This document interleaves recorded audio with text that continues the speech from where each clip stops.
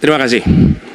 Semakin tinggi jenjang kepemimpinan, semakin luas cakupannya, semakin kompleks organisasinya, maka pemimpin makin mengandalkan pada nilai.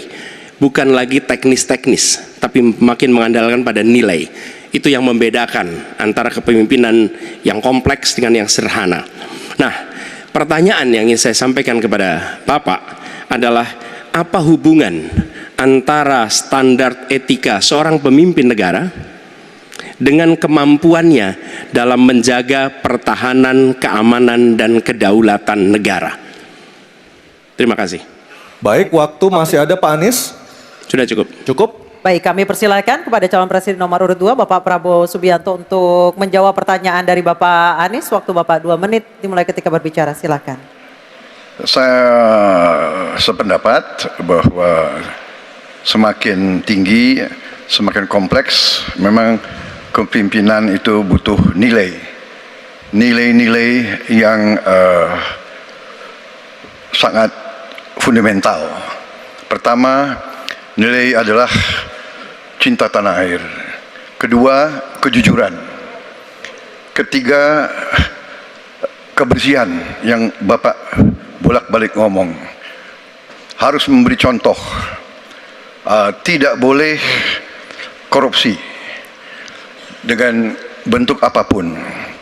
Jadi saya sependapat harus ada kepemimpinan berdasarkan nilai, ya.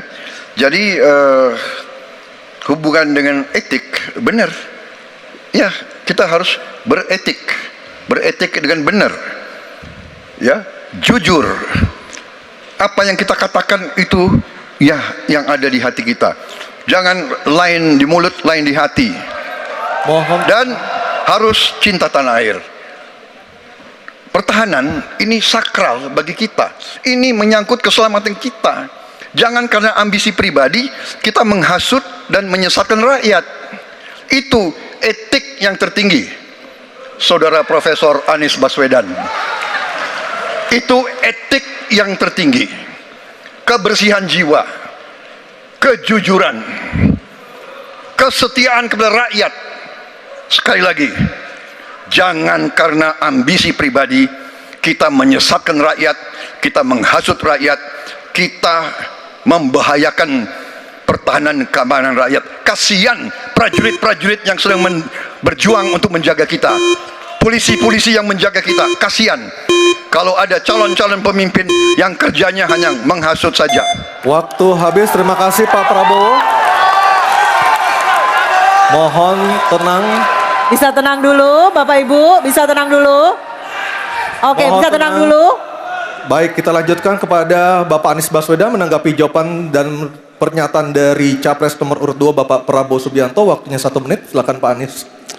Ketika dikatakan bahwa standar etika yang dipegang adalah tinggi, memang menjadi presiden, panglima tertinggi harus memiliki standar etika yang amat tinggi.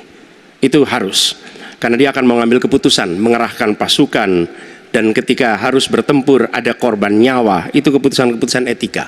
Tapi dalam kenyataannya Pak, ketika Bapak memimpin di Kementerian Pertahanan, banyak orang dalam pengadaan alutsista, PT Teknologi Militer Indonesia, Indonesia Defense Security, lalu orang dalam pengelolaan food estate, lalu ada kejadian-kejadian di mana kita semua menyaksikan ketika ada pelanggaran etika dan Bapak tetap jalan terus dengan cawapres yang melanggar etika.